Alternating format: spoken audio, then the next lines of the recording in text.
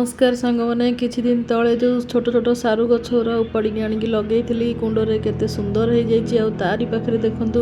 किछि देसी पियाज टिके सड़ी जाइला बोली फोपाड़ी देती से गोटे गछटी बाहरी कुनी गछटी तारी पाखापाखि देखिली किछि अनाबना घास मास गछ भी होता तो सेगुराक पूरा उपाड़ी देली ता देहरे साइड्रे मुझे गेंडु चारा आनी ताकू भी लगे देखो केते सुंदर हो जाइए मुझे अगिलू टिके पिंच करके बाहर करदेवी ताहले गेंडु गछटा झंका हम एठी किछि कलम शाग लगे